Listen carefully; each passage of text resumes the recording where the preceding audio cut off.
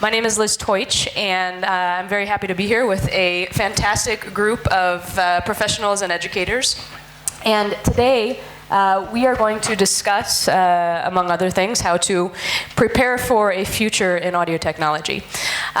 Just to get a sense of who's in the room, how many of you are current university students, either at the undergrad or graduate school level? Okay, fantastic. And how many of you are educators? And how many of you are professionals? And obviously that might be some of the same group. Mm-hmm. Okay, great. So this is an educators panel, or an education panel. The good news is that all of us are actually students in this room. I think that every one of us sitting up here on this stage, whether or not we went through some sort of formal training process in some area of audio technology, can attest to the fact that we have learned a lot of things after leaving the classroom. This is a field, and this is true of any audio technology field, or of any, technology field.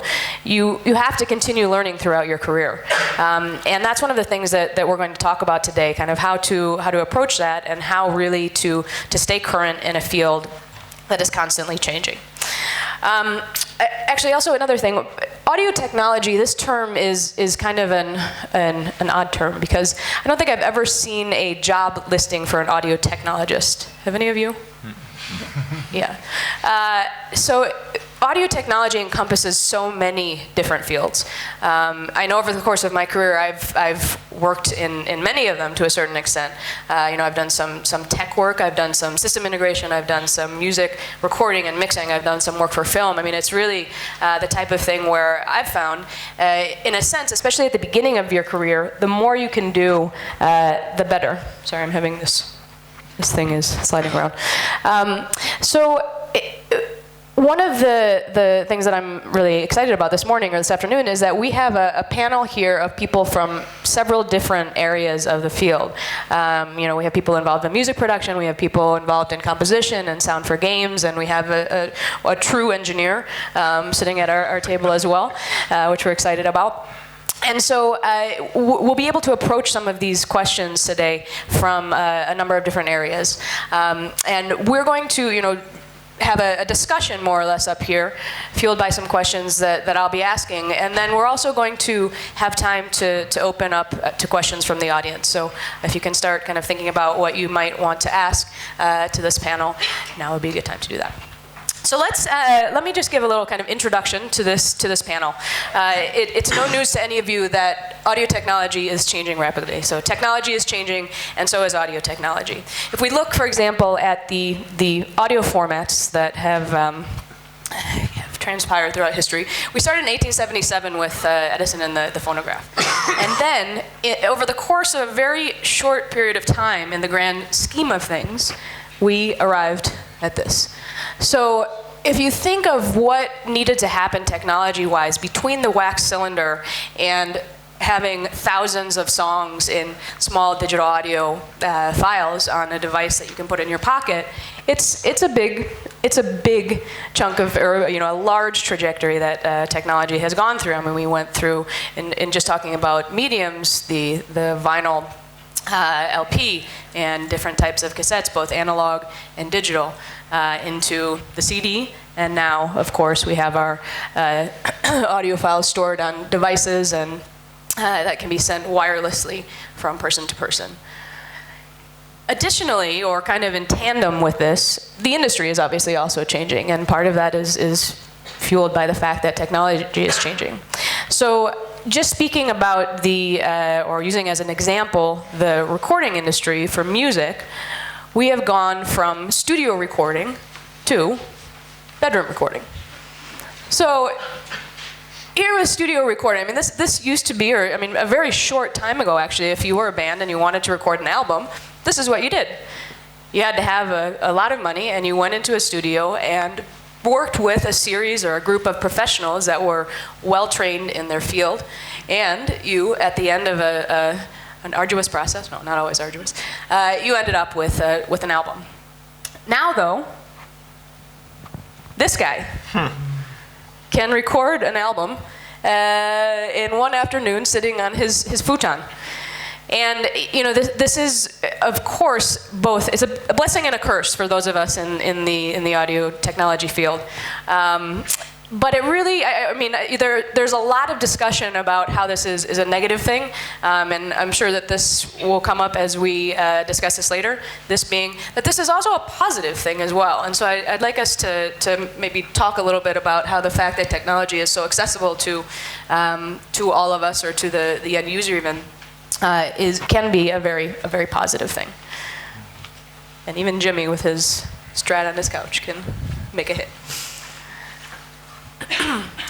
And, of course, training for the profession is also changing. So what was once an apprentice-based industry is now largely university-based. I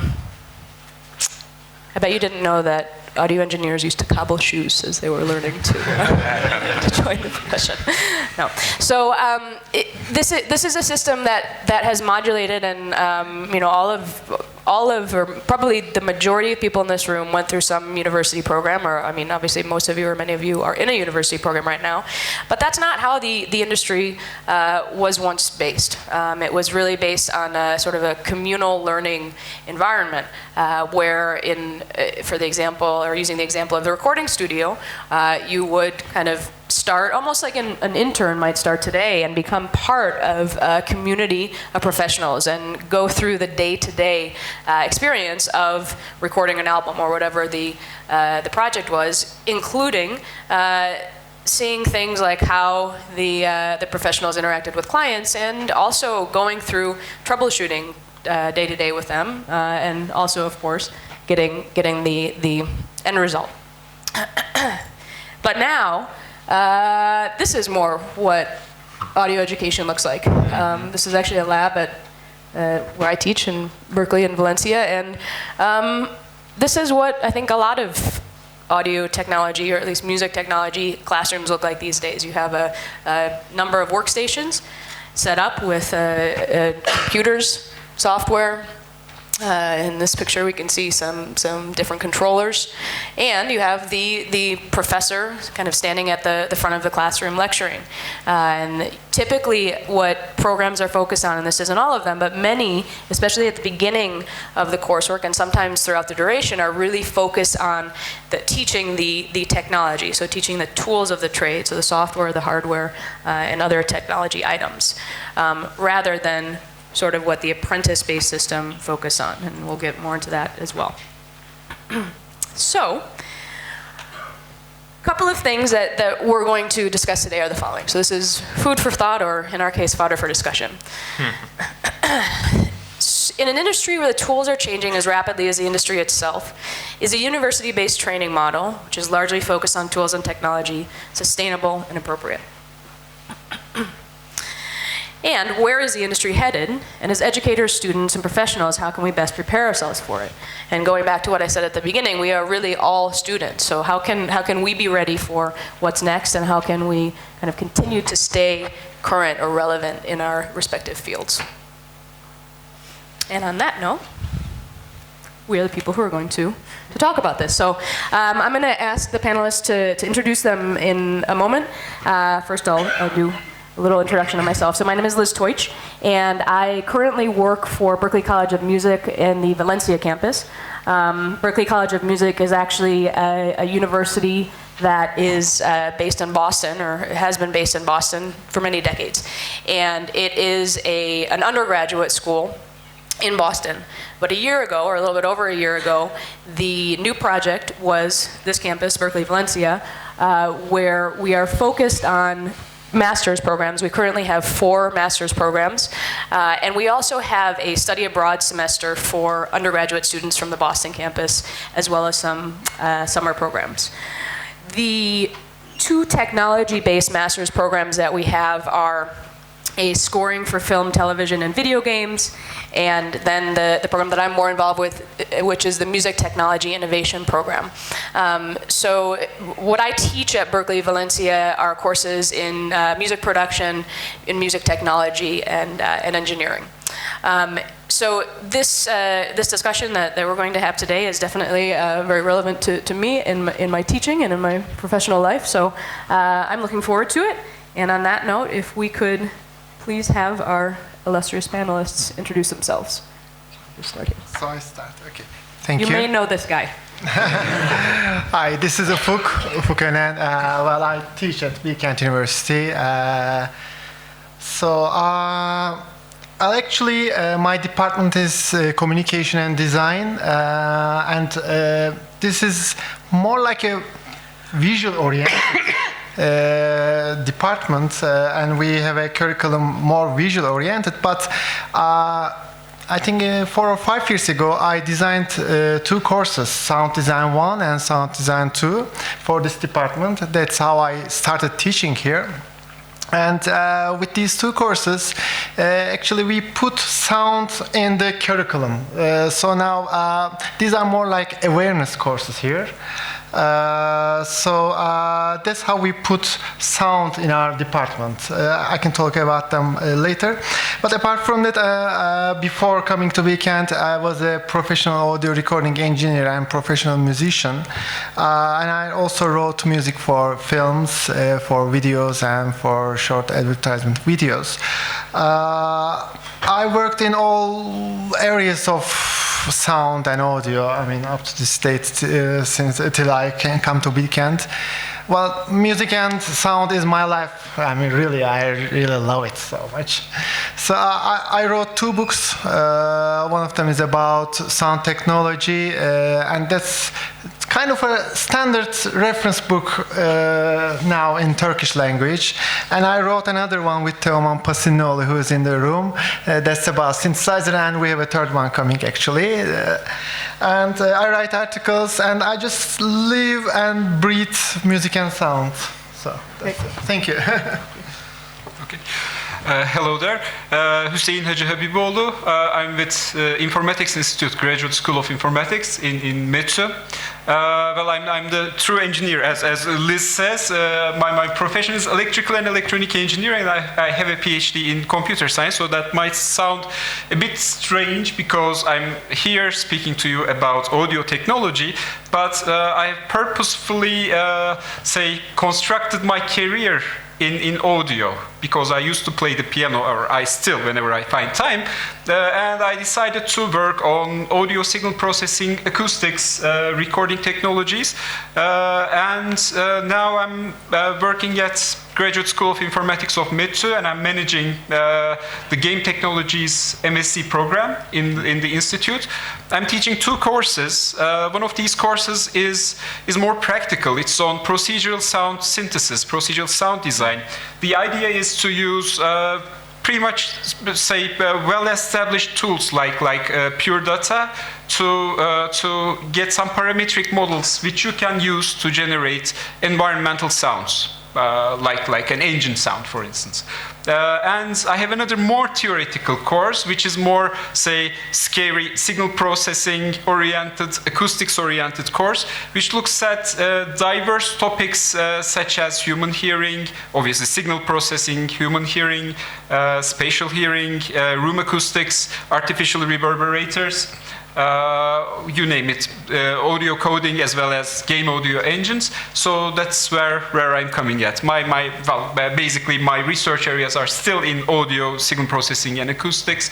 And well, if it makes any sense to speak about such stuff in this panel, I'm working on microphone arrays to record meetings such as this one in a much better way. Okay? I could use that right now. Okay.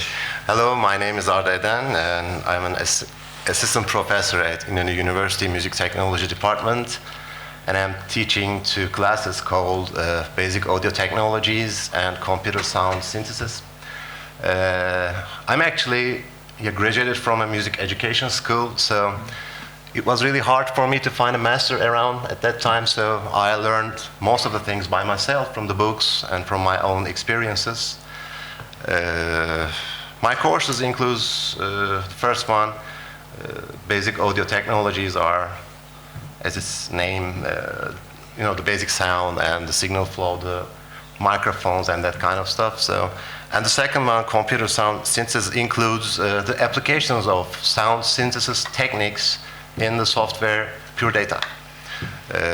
This is what I do in Malatya. Thank you.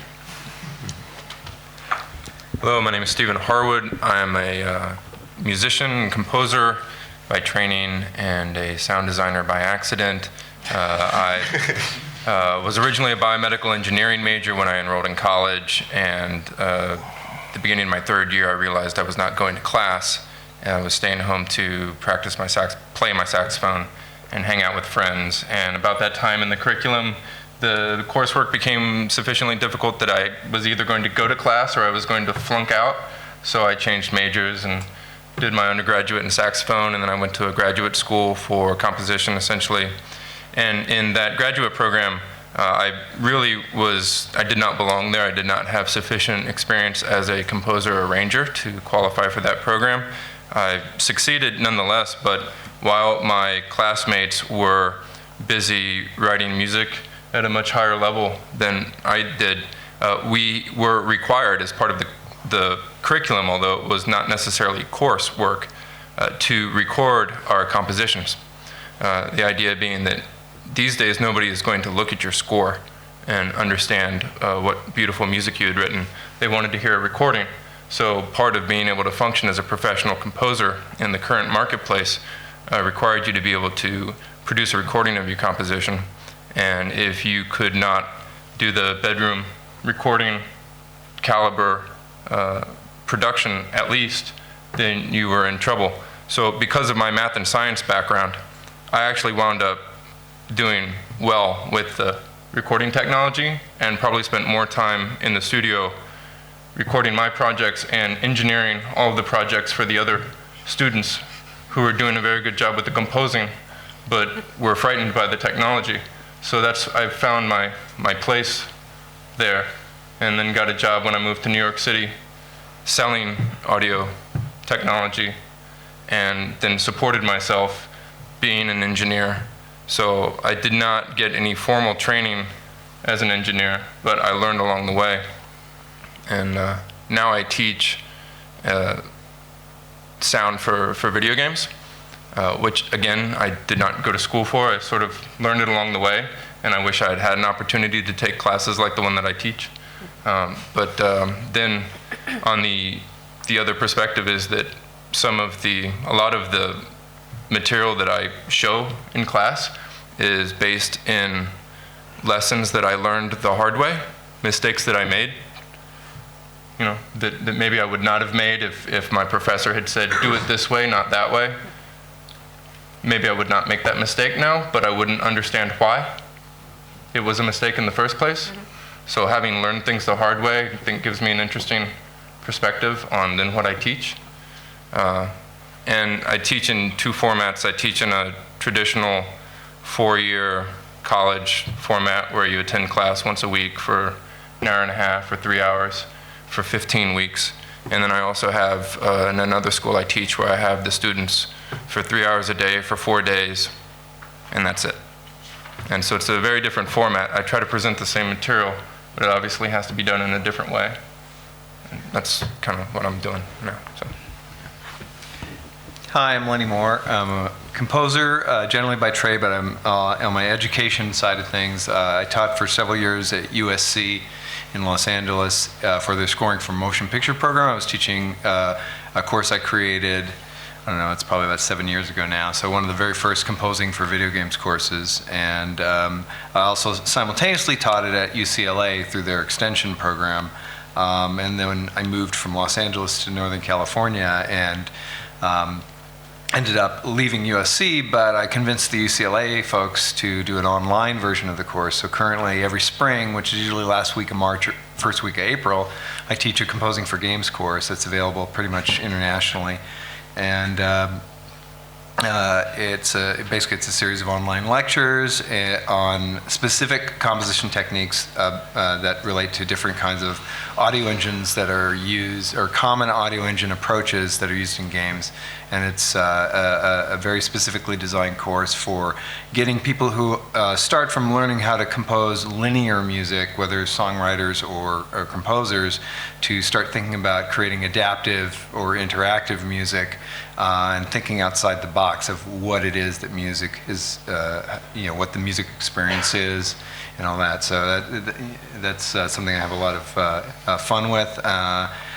It's a lot of, for the students, it's something they have a lot of pain with, because most modern compositional programs deal with linear music only. They don't think about, installation pieces for museums or video game music or anything that involves any sort of input that's coming from either random elements or random external sources, or a player playing a video game and controlling, doing the button mashing and then creating a music experience based on whatever their actions are. So that's what I do. Okay, great. Thank you, everyone. So let's start out with kind of the first question that I had posted on the screen, which is about the current state of audio education, the university-based system. Not every program, but I think many programs, especially at the undergraduate level, really focus on this idea of tools and technology. So what is that system appropriate and sustainable in this current climate? And have we lost things from the apprentice-based system that are important? And if so, how can we get them back? Or maybe in your teaching you are doing that. Well, for me, to me, thinking is a tool. And, in my course, I'm trying to teach students how to think in an unusual way compared to the way most of, composition has been taught. And, as far as the specific part of your question, what talks about a college course that teaches Pro Tools or Logic or something like that, those courses are valuable, but I think it depends on the system. If it's a university level program, it's like, what do you want to accomplish from a university point of view as far as what you want your students to come out of the university with? Do you want them to go through a 4-year high-level university and learn Pro Tools? To me, I don't know if that's as appropriate as taking a course like that either online or through a vocational college or something like that. So I'd kind of start our little conversation from there. To me, it seems more appropriate to start thinking about higher concepts on the university level, and point out to the students the availability of particular tools that will help them accomplish their goals, but not necessarily focus on a specific course on how to use Logic, because for some of us that's a frustrating kind of a course, because we're trying to talk about higher level things, and you have a student that's like, what's a plugin? And then you have to spend class time explaining to the one student out of the 20, what would for many people be a basic concept. So I think it's a matter of focus of what we want to teach. I mean, if it's an academic program, I don't believe in teaching software. I mean, because software can be learned from the books, from the videos. There are many from videos now online, and I think it's a waste of time. Instead, we should, give the logic behind the things that we do. Logic. The logic behind logic. For example, instead of teaching a specific program, maybe we can teach the logic behind the signal flow in the studio or in the mixer, and if they know it, they can operate any mixer or any piece of software. So that's really important. And with the apprentice system, you have somebody with you who is doing the actual job in a real environment, and I think we lost some of that. Because that model works if you can find the right person. I believe that in today's education, in academic programs, some of the academic programs and some vocational programs, everything is so standardized. And life is not that standard. Life is something far from standard. So with the apprentice program, I think we lost that.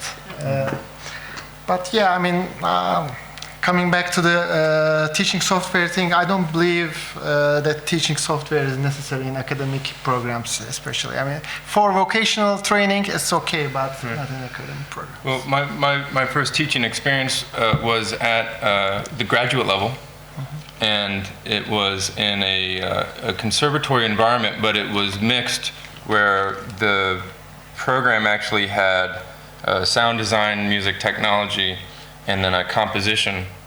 At the two parts of this same program, and the students and their curriculum kind of intermingled.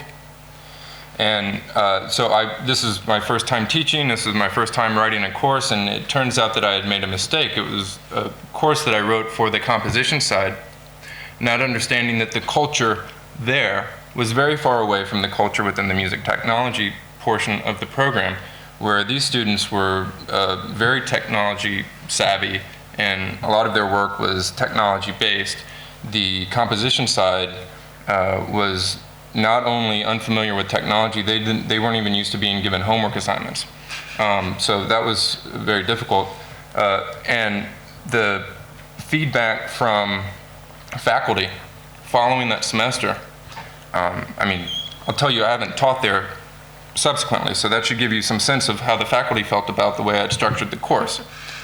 However, the students write me every once in a while thanking me for having shown them the single most useful information that they had in their 2 years, where I forced them to do work in a DAW and open up a sampler and create their own patch, and stressed to them the importance of being able to do their own production. Kind of, you know, that was my experience in graduate school. I was shown, hey, you need to be able to do some production work. It was not the main focus of the program, but it was made clear to me that it was important that I needed to get this under control. And while I agree with, you know, what you're saying about it being largely a waste of time to come into a 4-year program, certainly coming into a graduate program and spending tuition money for credit hours to be taught how to use Logic or Pro Tools, I wouldn't say that. But it is very worthwhile to take the students, sit them down, look them directly in the eye, and explain to them, you know, if you can't do this, none of what you learn over the next 4 years is going to be useful to you. I mean, that's an exaggeration, but you need to be able to do this. You need to be able to type 50 words a minute, and you need to be able to run Pro Tools, you know, and then provide assistance for them when they come out of the lecture hall. When they say, well, okay, so this is, how do I learn how to do this? You say, well, here are materials, here's where you go, and, you know, maybe we have, for the undergraduates, we have graduate students who know how to do this, who can teach to the undergraduate students, and maybe you build your own apprentice system within the university. That's really important. I mean, I mean, that's actually, when you give them feedback, that's really invaluable. Instead of teaching like, this is file menu and this is edit menu, and let them just learn how to use the software somewhere. And when they start doing things with the software, you just give critique, you give feedback, and that's really invaluable for them. That's a great way of educating people. So one thing that you mentioned, Lennie, and it's kind of come up is that this is the opportunity for online learning, or going to YouTube and watching a video on fill in the blank. What do you think the role of online learning, whether it be something formalized through a university or something less formal, just I want to learn how to do X, Y, or Z within Pro Tools or some other DIW, and going, I go to YouTube or somewhere and find a video on it. What role can or should that play in kind of the upcoming trajectory of education, of audio education?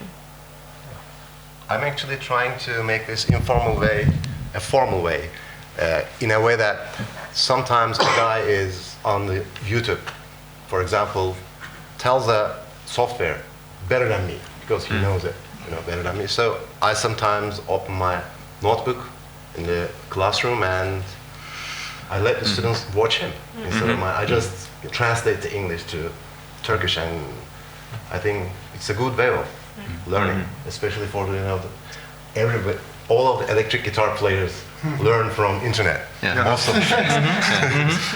I think the same thing applies for music technology too. Absolutely. There's no, please go ahead. But one thing is about the university structure, though. I mean, as educators, what are we doing, right? We are passing on our experience, our expertise to our students. So I believe online teaching can only be used as for augmenting what we are teaching. And that is where, bringing back the topic to software, I mean, obviously we shouldn't be teaching a specific type of software which would become obsolete in the next, say, 5-10 years, even faster than that, perhaps. But when you, perhaps I'm looking at this from audio signal processing perspective, where we have a very vibrant community of people who are contributing open source software for use. So I really didn't have the problem of switching from one specific tool to another, because the underlying concept, underlying theory that you know is already there. It doesn't change, it stays there. So I guess we should be teaching, as Ufuk has told, we should be teaching theory and what goes on beneath the surface of that nicely designed, user-friendly software tool than the software tool itself. Because it's doomed to change. It will change in the next 5 years, if not 3. Right? Not 3, yeah. Or as Lennie has put it, we need to teach thinking. Yes. A very one of the things, to me, there's some useful things with online education versus what we call brick and mortar, on the ground education in the classroom. To me, in the university level, when you're on the ground with your faculty, I think of it very much as a mentor kind of a system, where you have a human being right there with you to kind of see what you're doing and to help kind of guide you or nurture you in a particular direction. Online stuff, especially using it as auxiliary components and things like that, to me is great for procedural stuff. If you want to learn a process, to have it sort of spelled out, like how to play like Eddie Van Halen or whoever, which dates me. The online stuff is really great, and in my course, it is an online course, and there are video lectures covering particular things, particular procedural things. But one of the things that's part of my course is I give out composition assignments generally almost every week. So it's a 12-week course. There's at least 8 composition assignments, and they start with a very basic idea and get more and more challenging over the course of the semester. And then I do a video feedback where I basically spend several hours listening. I use my little tablet, and I comb through their assignment live and videotape what's on my computer, and have a headphone mic where I can narrate over it and give immediate feedback and commentary. And some of it is specific to a particular student, some of it is more theoretical or more global kind of commentary on if I see a particular behavior that one student does that speaks to where the whole class will learn from it. I can use that as an opportunity to have sort of a mentor kind of approach to give immediate feedback to what they are doing. It doesn't work all the time. That sort of aspect of being in the class with the student is a really important relationship compared to an online course. To me, there's some distinctions there. But also, when I went to Berklee College of Music in Boston, one of the great things about the 4-year program that I took, which was the jazz composition program, was there were structured courses that talked about music theory and harmony and all that kind of stuff. But there was also what we called a directed study.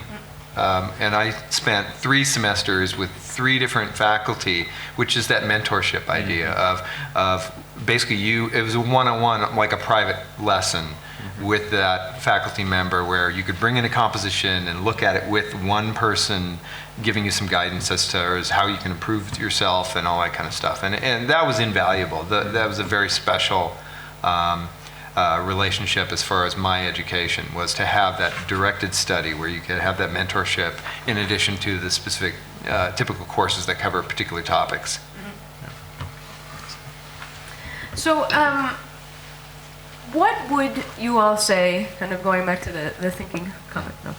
What would you all say, both actually as educators and also as professionals in the field that have hired new graduates? What are the most important skills, whether that's technology or otherwise, that recent or new graduates should have? And there might be many of these, but let's talk about some. I think it should be the problem solving, in every situation.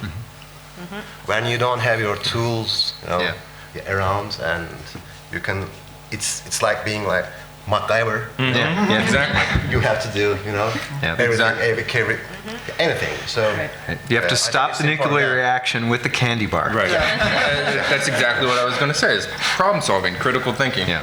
Stop, and I suppose then a more useful answer to your question is not a skill but a knowledge base, like enough understanding of signal flow or enough familiarity with the basics of an operating system to then extract from that the facility to diagnose where has this system failed and then be able to fix it.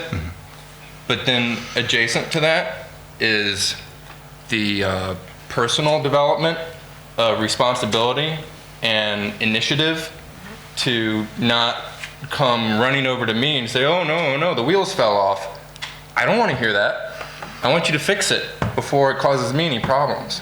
And I don't know if there's insufficient book learning to provide the signal flow, and maybe there's insufficient exposure to internships or mentorship situations to provide the what we call soft skills or personal maturation to handle the other side, where you've got a young person but they have sufficient self-confidence to act under their own initiative, at least to a point. Yeah, like don't burn the house down. If it gets to that point where you're about to strike a match and you kind of think this is what you're supposed to do, but you're not sure, then ask me. So have you seen this thing where you can go on the internet and sometimes you see it in forums, especially like computer programming forums? Some guy comes and asks a question like, what does AJAX mean? Right, you'll wind up every once in a while like Stack Overflow. You'll see like somebody post like, what does AJAX stand for?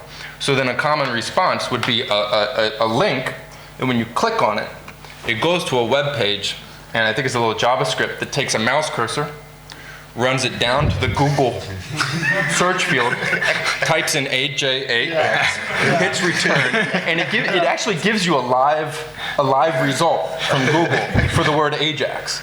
Right? So somewhere between that and burning the house down without my permission, somewhere in there is a sweet spot for the sort of like the soft skills and the personal development that I think is equally important to the fundamental knowledge, like what you were talking about, things that won't change, that then allow a person to solve problems, identify a problem, and then solve it. Another thing I would add is one of the primary things that I require, there's foundational stuff, which is some of what we're speaking about, but the primary thing that I prefer from people if I was going to hire somebody on an entry level, one, you have to think for yourselves. Two, you have to follow instructions, and so it's a little bit of a dance. It's a fine balancing act between being able to follow instructions, but also thinking for yourselves, having your own mind about how to solve a problem. I guess what I mean by being able to follow instructions is, for what I do as a composer, time is really important. And I worked on a Disney project where we had 4 hours of music to write between 6 composers, and we had 6 weeks to complete it, including recording and mastering and presenting it. And then I think the game came out and this is unusual, but the game came out 2 weeks after we had delivered our master music, which is unusual because they usually like the beta test before that. So all the people that work for me, I had a crew of like 25 people working for me, and I had a couple of new people in there, but the people that I really trust are people that, you know, if I say, this is what I need, they work fast, they kind of know how to solve the problems, and if I say, this is what I want, that's what I'm getting back from them. I'm not getting something that's going to take more time for me to stop what I'm doing, because I'm just trying to be the composer as well as managing 25 people.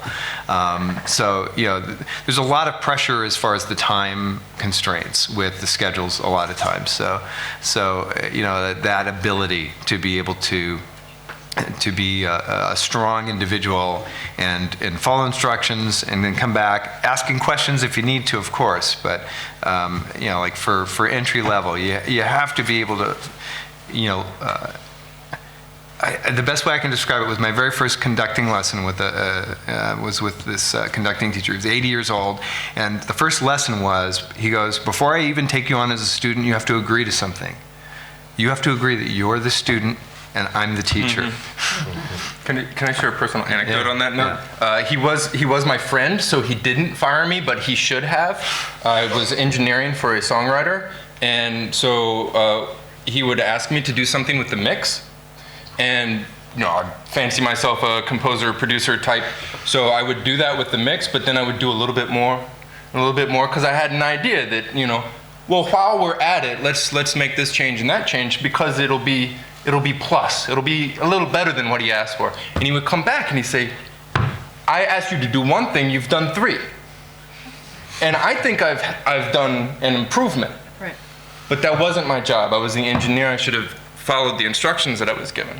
They were simple. So, you know, there's that value, like you said, of being able to think for yourself, but then knowing when to lead and when to follow. Right. Just follow, that's your job. Tomorrow, you produce your own thing. Today, you follow and be able to play that role. Right. And I think maybe that can be problematic, because by the time you finish your program as a student, you've gone from basic instruction to being asked to complete maybe a capstone project where you're given a lot of responsibility for making your own decisions. And then the very next thing that happens for you in your career development is you take on an entry-level position where the number one thing for you to do is follow instructions and do not think for yourself. You go back from the role of being 4th year senior, high, you know, I'm developed now, to back where I'm the king of my universe. I'm the king of my universe, back to where now I know nothing again. Maybe a difficult adjustment for students to make. Yeah. From a graduate school point of view, let's say, that's something that we're trying to break. You know, if a student comes and tries to you know, obey every instruction that we're giving them, then they're not doing research. Oh yeah, so that's a completely different view of things. Yes. As you look at people who are pursuing their master's or PhD degrees. But then again, I completely agree with you. I mean, as an engineer, you have to obey. Right. But you know, coming back to research side of things, you should try not to obey, and that's something which I'm telling my students about. You know, come with your own ideas. You have tried and sometimes depleted mine, so please come up with something new which you thought about, and let's try that one. Yeah, by the time you get to the graduate level, the sort of "it depends" answer that Lennie was talking about, like if you're going into graduate school, it should be because you want that environment where the answers are not going to be given to you. But I think some people wind up in the graduate environment simply because they finished their undergraduate and they don't want to work yet. So now they go to graduate school, they still want to be a student a little bit longer. So then they get into that environment and they're given questions and no answers and they don't know what to do with themselves. Or in the case of this country, not to go to military service. So we have many different types. Right. So I think that largely what the most important skills are has to do with what field you go into as well. I mean, if you're the assistant to a composer, it's important for you to follow instructions, and if you're in a research-based field, then it's a different ballgame. But I think we all agree that technology, knowing the technology is important, of course. How do you teach, or how can we self-teach ourselves to problem solve? I mean, in your classes specifically, though, how do you teach problem solving? asking questions is a big one for me, because there's always more questions, you know. And it's what my father was an educator, so it's what he used to always refer to as inquiry. It's posing a question and just going down that path of trying to find answers for that question, but then that may lead to more questions, and it's this journey of trying to figure out what's, negotiate your way through the question. And to me, asking questions is a really important part of that process. It's like, why is the universe the way it is? That's a big question. And, and then, there's a lot of great people that have spent a lot of time thinking about it deeply and trying to find, answers to, or at least bits of answers to what that question might mean, And I think of similar kinds of things. What is music? And that's a big question, Problem solving can be taught, but some people have it in themselves, and those who have it, those who can solve problems, they just continue, and some people they do not have it in themselves, they can't solve problems, so they get eliminated in the way. That's what I see in the professional world, actually. So problem solving. Yeah. There's another aspect of this that I think we should probably talk about, which is, and I didn't want to come off as a completely what we call a hard ass, as far as, you must follow instructions or I'll kill you or something, I don't know. People skills, which, when you're a composer and you're just hiding in your room composing and being by yourself or learning to practice your instrument and master it is a very solitary thing. So connecting with other people, communicating with other people, the other part of the equation is not just following instructions, but asking questions of your mentor and trying to, trying to negotiate kind of how to figure something out. It is a dialogue more than anything else, and that ability to have people skills to be able to communicate with people, also to be able to get along. In the game industry, to give you an example, if you're going to be hired by Blizzard, has several thousand employees, right?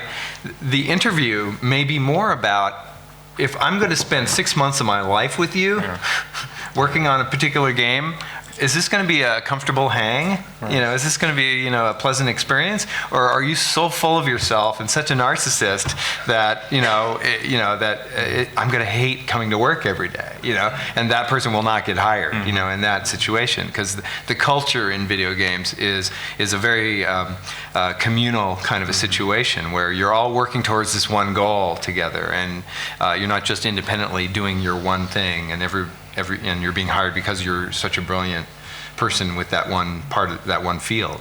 So just the ability to get along with other people is equally important in this equation. I think it's maybe even more important than some other items, and the people skills aspect of this is something that in the apprentice-based system was sort of built in. I would never hire anyone that I didn't like. And usually I don't like people who are kind of not so nice. So, subject to it. But I think that it's something interesting, because this is an answer that comes up all the time when having this discussion, that people skills are something that it's not part of the curriculum, but in many areas of the industry, it's really important, and it's actually a big complaint of people who are hiring, that the guy is a genius, but I don't want to spend any time with him.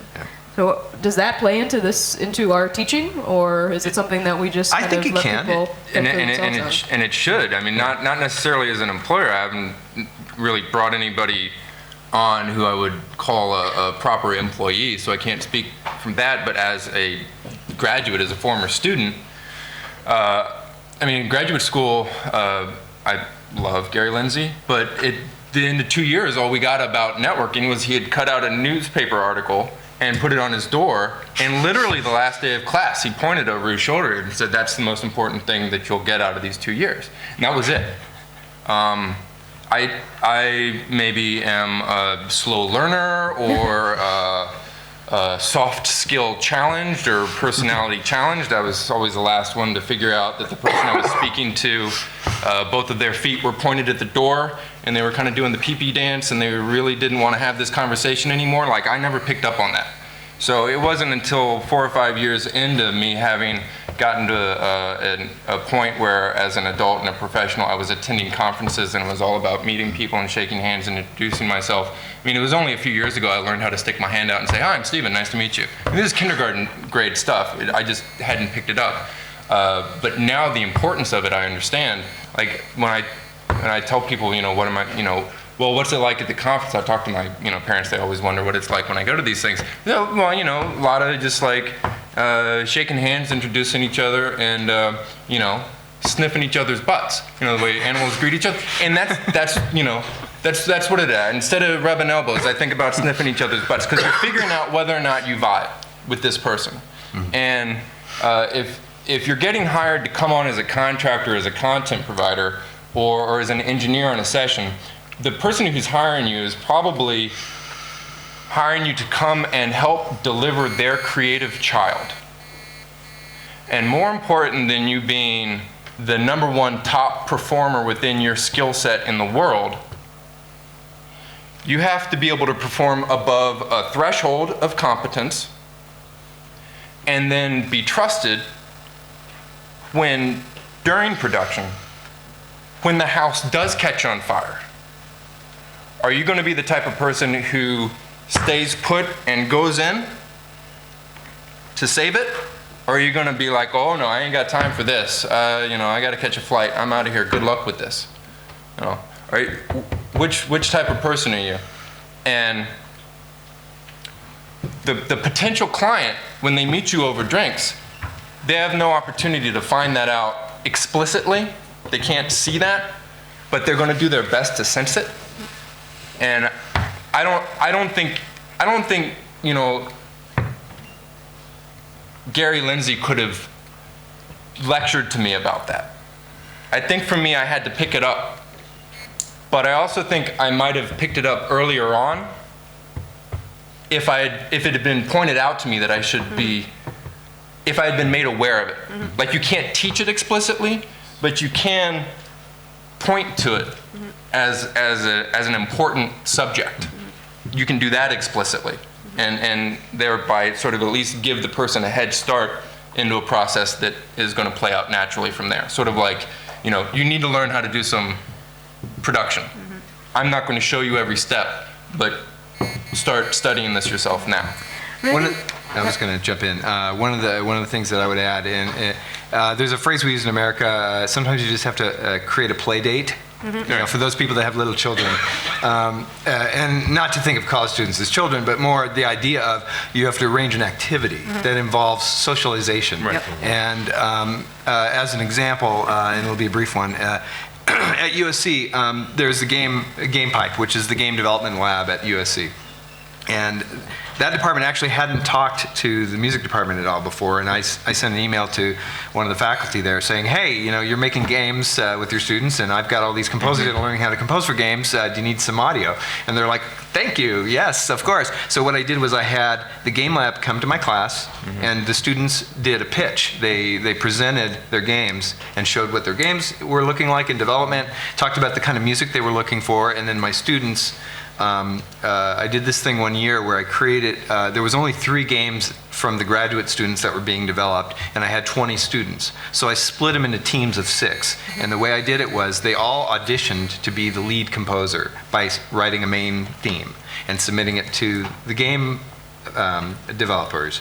The game developers would pick who was the winner of the best main theme for each of their games. That person was now the audio director. They had a team of 5 other students that was part of the audio team, and they all created content for that one game. So that one activity, because composers generally, like I mentioned, are solitary, the one who was the audio director, I would mentor them through this whole process of it as they were developing material, and so you'd have the lead composer coming to me going, the egos I have to deal with the other composers, it's just like, this guy wants to be in charge, but I'm just wanting to make a sound for the kite, and I'm like, yeah, that happens. How are you gonna deal with that, and so, it was dealing a lot with these social aspects of working on a team, the team building stuff of how do you create a situation where everybody that's on your team is on the same page and understands what the goals are and is working efficiently to achieve those goals. And it was great because there was a lot of great failures that occurred within that system, but most of those students got so much out of that experience that it's hard to necessarily do that in the course of a lecture, but in the course of what we do as teachers, creating activities that where you can group people together to solve a problem as a pair, 2 or 3, 4 people. Here's the problem. You guys get together now, and we're going to spend half an hour coming up with solutions, and then you're going to present what you feel your solutions are to me, and that kind of a thing. I think that there are actually a lot of opportunities to set up networking situations to work on these soft skills. I mean, exactly what you were just talking about. At Valencia, we partnered our music technology innovation students with the performance students to work on a project throughout the semester. And what we did is that we had what we called a speed dating session. Yes. We kind of sat them in 2 circles facing each other, and then they had to sell themselves to each other as they moved from seat to seat around the circle, and eventually ended up with a partner. So I think that examples like these are great examples. And for those of you who are still students, if this is not something that's a strength of yours, I would encourage you to start today. Actually, this is a very friendly environment to go introduce yourself to someone, and it's really incredibly important. I mean, we can talk about it and tell you how important it is, but you'll start to see over the course of your careers how who really plays into things. I mean, it's a cliche, but all of the good jobs that I've ever gotten have been because of somebody that I knew, not because of how incredibly talented I am. So let's transition a little bit here to looking forward in the industry, and kind of projecting what either in general or in your specific field you kind of see as what's next, and what you think the areas of growth are, and how students but also professionals can best prepare themselves or ourselves for those new areas. Computer programming. Yeah. Learn to program. Even if at a basic level, learn to program. You may not work as a programmer doing low-level systems or optimization of somebody else's code, but at the very least you should be able to speak intelligently, be sort of literate, so that if this panel session all of a sudden took a left turn and we're talking about object-oriented systems, that you would be able to follow along, that you would be able to understand. And then, one step beyond that is to be able to do some scripting, which is just code word for programming that doesn't maybe hurt your head so much, just sort of like basic programming. But at least in the game audio industry, if you're all here and competing with all of these people, if you just do some basic scripting in JavaScript or C#, boom, immediately. Even if you're not even going to be asked to do it on the job, just the fact that you can have that conversation and maybe show some examples of work that you did as a hobby, not even being paid to do the work, but just the fact that you have that interest. You're being hired by people who are doing software development. So all of a sudden they're like, yes, this is my people, this is good. But yeah, I kind of believe that, no, not kind of. I believe that 10 and 15 years out, if you cannot function at least at that scripting level, then you're unemployable. Is like if, for us, imagine not being able to run a computer or operate Microsoft Word. Like you just, think to yourself, I don't know how to use a word processor. I mean, it's unthinkable now, but many of us did not know how to do that before, and then it became mandatory just to function. And I think being able to make a computer do what you want it to do in the way that you want it to do it is going to become necessary. Yes, and I think it also helps for solving problems in any area, because you learn how to create algorithms during the.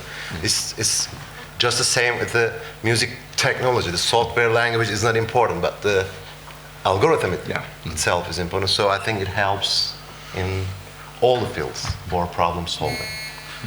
I think one good example I can give is the place where I got my PhD from. It's Sonic Arts Research Center in Queen's University, Belfast. It was a combination of three different departments: electrical and electronic engineering, computer science, and music. So I've seen so many people who are composers who had much better programming skills than I do, whereas I was doing the computer science PhD, right? Whenever my students, who are, by the way, computer engineering graduates, tell me about it may be so hard to get this, PD patch training, I say, wait a minute.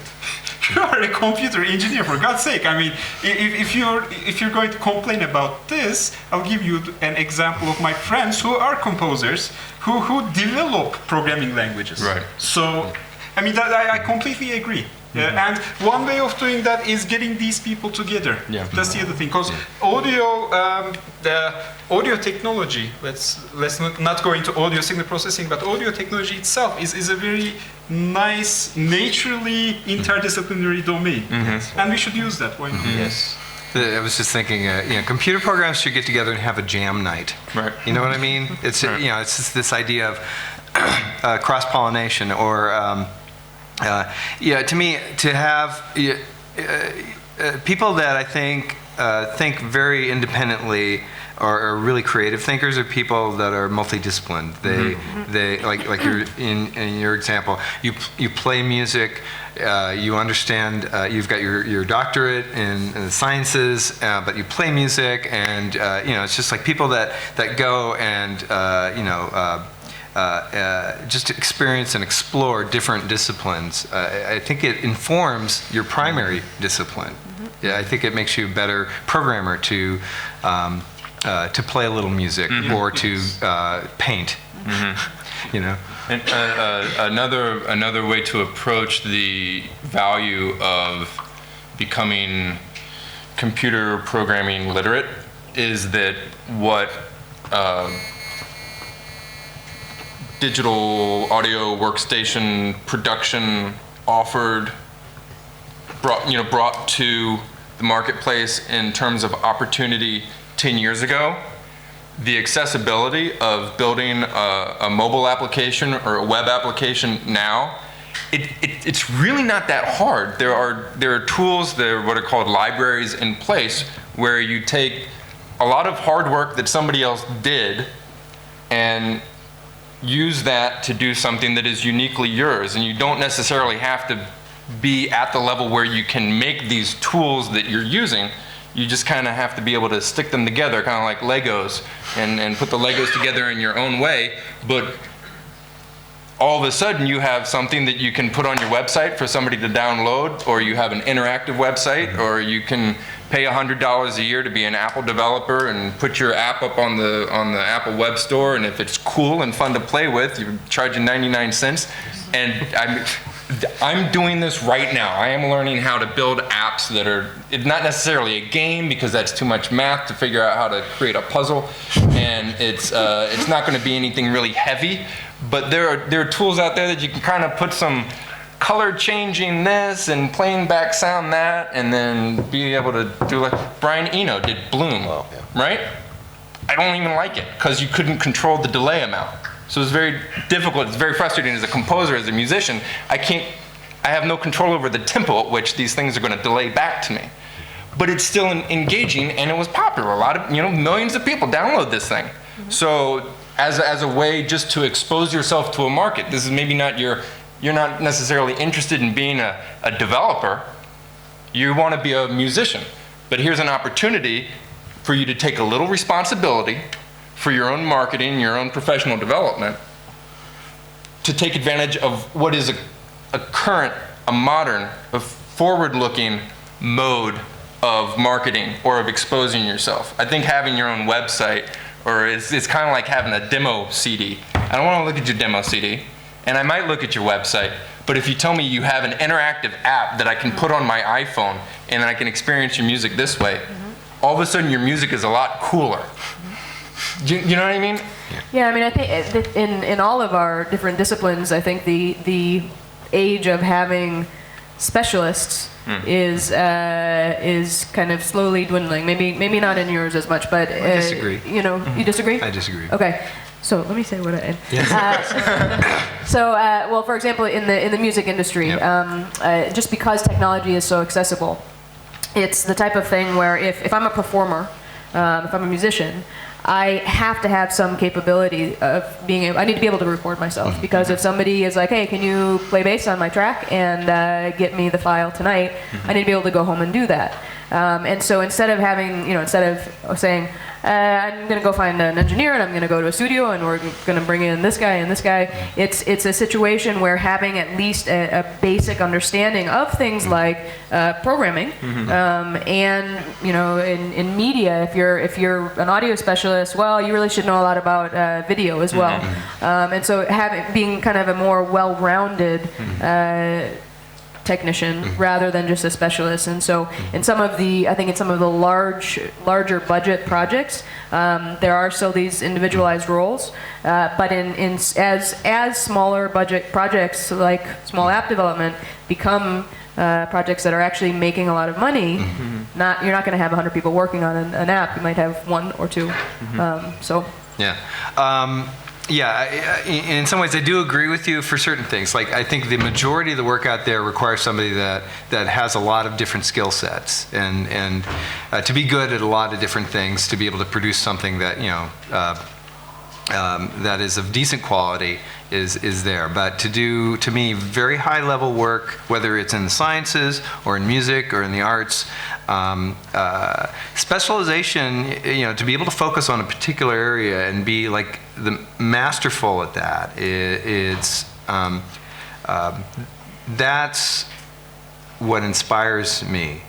For what I do, it's just like when I look at Igor Stravinsky and study his music, there's an old Stravinsky joke. He was talking to a television composer, and the TV composer says, "Yes, I wrote 60 measures of music today," and Igor Stravinsky goes, "Oh, that's really wonderful. I wrote 2," but like, what were those 2 bars like? And for me, to be a specialist is to really think deeply about what is directly in front of you. What is your art, and being very specific. There's something about art that, to me, the best art is art that has very specific control over the expression of it, and that takes a lot of thought and a lot of energy to do really well. And even on, like you mentioned, the higher budget projects, you need more specialization, because like that one Disney project that I was talking about, where we had 6 weeks to do, it was a very special group of people. We had 6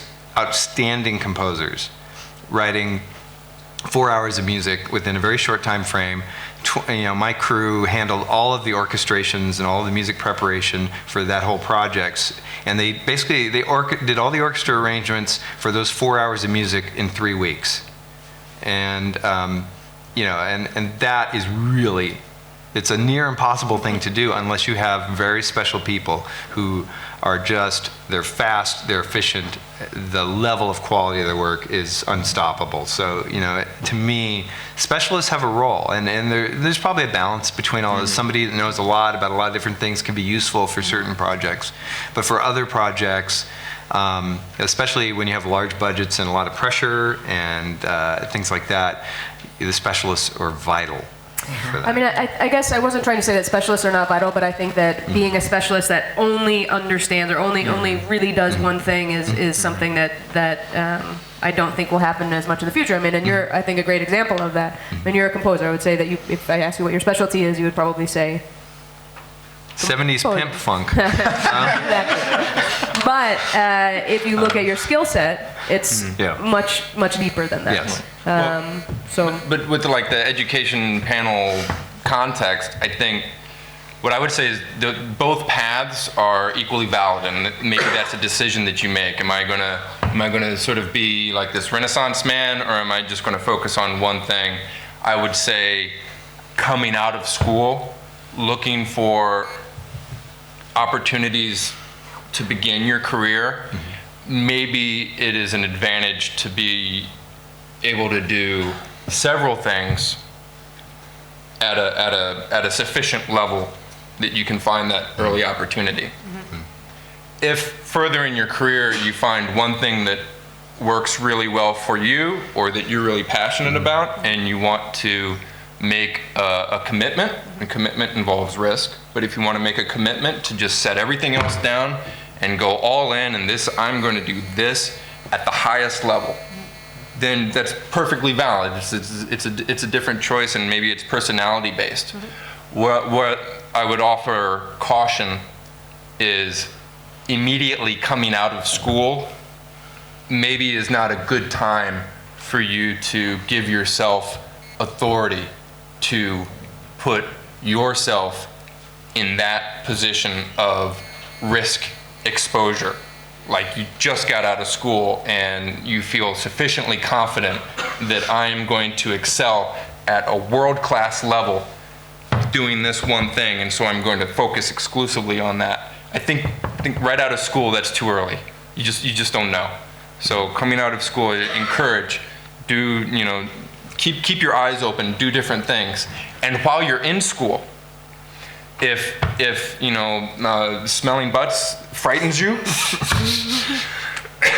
do it now. This is a safe place. This is the time to fail miserably, fall flat on your face. Like what Lennie was talking about, the student project that he did. Many failures, opportunities to fail. Not the risk of failing, an opportunity to fail, because you're going to learn from the failure. And you do it in school, where when you fail, you get feedback from your professor, instead of in the real world, the quote-unquote real world, where you fail, you get fired. Your former employer tells his friends, who are all your other potential employers, how badly you failed. And now, if you were one of those people who chose to go exclusively into this one field, you either need to move to a different city, or you need to choose a different specialization. So the thing to do, go home, have a drink, think to yourself, what are the things that frighten me most? Make a list, and then do all of those things as much as possible for the rest of your time in school. So at this point, let's open it up to questions. I think we might have time for just one or two before we get kicked out of here. Does anyone have any questions that you'd like to address? Yep. Thank you for this special panel, especially. I have one question for all of you regarding the perfect applicant profile for an undergrad program. What do you think are the top qualities that we'd be looking for? And how long would be the ideal undergraduate study time, given the technologies speed today? So we're talking about undergraduate. So I'm racing. Like Good. Gentlemen. an undergraduate music technology program? Okay. What should be the requirements? Requirements? You said, for accepting this students to the For school? prospective students, right? Okay. I For mean- the applicants. I don't work in undergraduate admissions, so I don't do this. But what I would say, if I were, is that, and actually I do some work in the graduate admissions, so I'll let this answer, or that inform this answer. What I would say is the soft skills actually make a big difference, and even if it's just the kind of seeing the potential of that, I think that's a big part of it. And I also think that sort of demonstrating a history of sort of enthusiasm and some just kind of a drive to do whatever the course of study involves. So if somebody is coming in and saying, I really want to be a recording engineer, and they've never experimented on their own with recording into GarageBand, or they've never messed around with any of the technology, then I would be less interested in that applicant than somebody who has just been really kind of trying to sink their teeth into it for however long they've known they've been interested in it. But how much music proficiency should we expect from a prospective student? I think it depends on the program. You know, it's like whatever the program is, whatever undergraduate program is what is your baseline from what you've developed as far as your curriculum. You know, for me, it definitely is more of a. It's something like what you're talking about with the soft skills. It's how hard are you willing to work? That's a prerequisite. You know, it's just like how much, like I mentioned with my conducting teacher, how much are you willing to be the student and you know come to a school where you know how much do you want to learn? You know, it's that sort of attitude of is really important. Yeah, you know? because with most programs, what I see for the entrance exams that you know. They make exams for like hearing and music knowledge. Yes. I mean, but they almost never measure those qualities that you mentioned, or they try to find out. And I find it a bit frustrating because some people, you know, they don't have formal music training. Maybe they have the ear, maybe they have the talent, but because of these music entrance examinations, you know, they get left out. So that's. There's also this aspect, you know, I'll give you as an example, my entrance exam for Berklee College of Music, they had figured bass in one section of the exam. And figured bass, for those of you that don't know, is basically there's a melody on a stave, and then there's numbers under the melody. That basically, I had never been taught what figured bass was, but I just guessed. And figured it out by just looking at it. Go, oh, it's probably an interval, and then just wrote the answers down, wrote in the notes and stuff like that, and sent it in. And I got it perfect, you know. Now, did I actually use figured bass during my entire 4 years of study? I think once in traditional counterpoint, maybe, but it was still something like if. In that course, they would have said, well, this is what figured bass, and spent 5 minutes explaining it. I want to, oh, okay, I get it, and then be done with it. And it, as far as what it does, as far as applying to my professional life these days, figured bass is not even something that comes into play. So in those, like you're speaking, the entrance exam stuff, you know, I think it's up to the deans of the departments, you know, when they're creating, you know, what is our entrance exam? What are we looking for as far as a baseline for students that we want to bring into our program? You know, I think they have to deeply think about, you know, what that baseline is and what's important and what's not important. Yeah.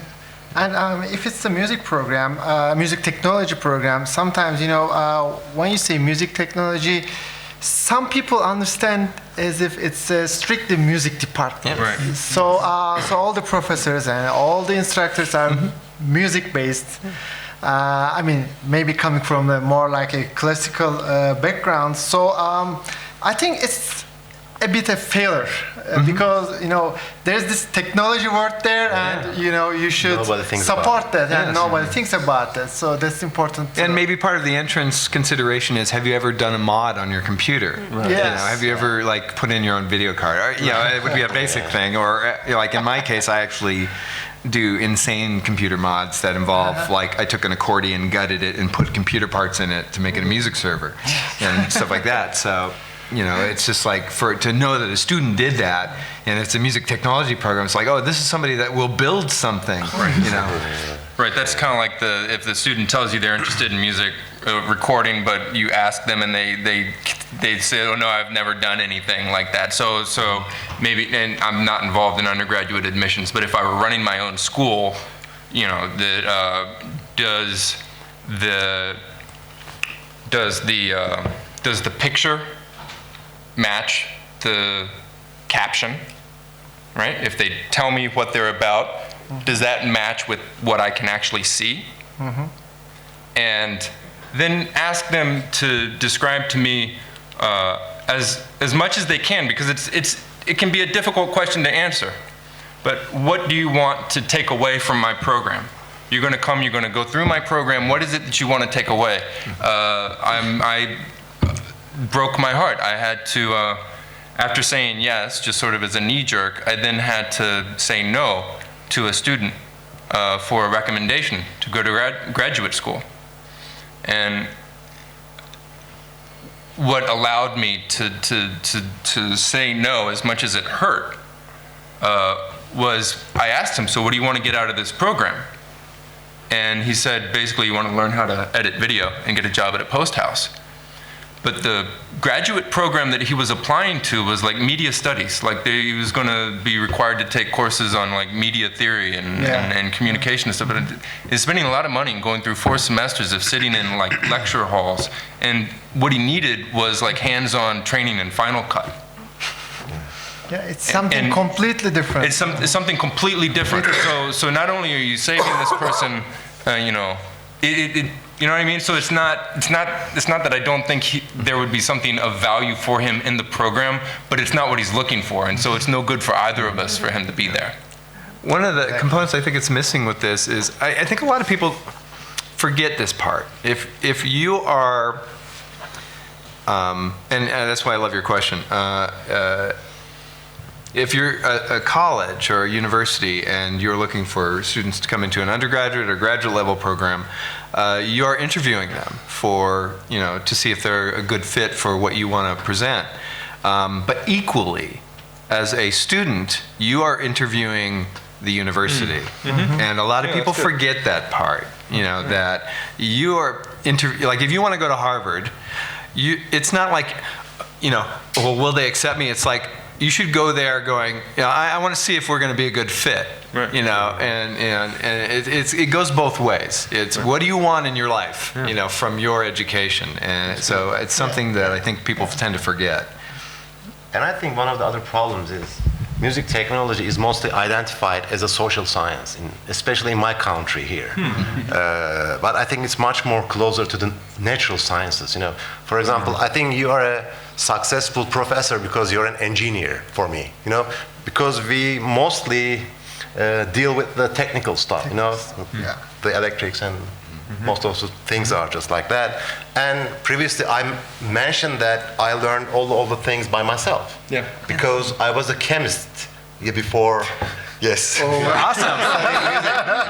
And also from your university, the Middle East University. So I could easily understand what they are telling in the books or that kind of stuff. So, and we, I think, understand it in a wrong way, and we have some classes like acoustics, and when the teacher comes and writes on the board 2 + 2, my students say, this is heavy math.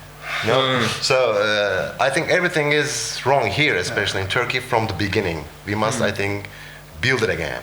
Yeah, that's correct. Yeah, this is my idea. Yeah, I mean, if it's music technology, we need a little bit of math and physics, and yeah, because it requires it's really that far skills. from social sciences. I hear that even from computer engineering graduates, so yeah, don't worry. Yeah. I read all the papers. Oh, sorry. Sorry. No, go ahead. Please. Sorry. I read most of the papers on the internet, and they are mostly written by the engineers. No, not about recording, but maybe sound synthesis and that kind of things are mostly programmed by the engineers, and it's really too hard to find somebody musician and writing really valuable papers about music technology itself. And it's I think interesting. And even I was trying to write my PhD thesis, I had to suit my format with my institute's format, because my institute was a social sciences institute, and that part of my thesis became funny. I have the problem sentences, the hypothesis, but the subject was creating a virtual instrument of tambur. It's a Turkish string instrument, so it was funny. I think we should think about it again. There was a question in the front. So yeah, we'll take one more question. I know Peter's anxious to get, everybody should come back and do the presentation. But we'll take one more and then call it a wrap. Thank you. Well, I'm a avid certified instructor teaching Pro Tools, and also in a private school, undergraduate, I'm teaching mixing. So these are 2 different disciplines. One of them is to teach how to use a certain software, and the other one is artistic stuff. So in the audio and music technology teaching, all of them are mixed. Yes. So all of the interdisciplinary stuff has to be taught in these schools. And I find Berklee as the kind of interesting composition of everything coming together, both artistic performance and know how to do certain things. but also what I'm trying to, what I see is teachers are really important, because if the teacher don't like what he's doing, the students will not get as much as they wanted from the school. So I'm by training, I'm a teacher of biology. I studied in Middle East Technical University, and educational sciences, it has given me a lot of educational psychology and educational sociology stuff that I use today to teach my craft to my students. So my question to you is, do you have any programs, I mean any stuff to train the trainer? Because Avid does this perfectly. Yeah. Yes, they do. I mean, our schools in Berklee, UCLA, we also have to think about training teachers. And this is, I think, what is a little bit missing here. Yes. Because I love what I do, but not all of the teachers. Because sound engineers are not really sociable people. That's an overgeneralization. I work in the dark space with a lot of guys with a lot of high egos, but you know, about knowing to network people, be a sociable person, people's person, is really important, and I think this is what's missing in the programs. We need more teachers to teach properly, I think. And I'm wondering whether you thought about this, and is there any programs in your schools, guys, that No, we don't. that facilitate this? I mean, sorry, just really quickly. I mean, actually, in both of the educational facilities I've worked at, Berklee included, yes, we have. I mean, you know, the Boston campus has a structured train the trainer type of thing that happens annually. But you know, it's a 3-day seminar that we all go to once a year. And how effective is that? I think that I think it's more or less effective depending on the people there and the person running it, of course. So yes, we do.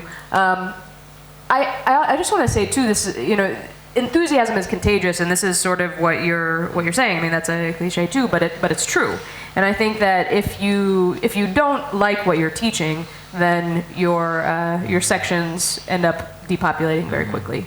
So I mean, I know when I was a student, I asked around and found out who the best professors were, and made sure I was there right at the beginning of class setup, so I could get into their sections.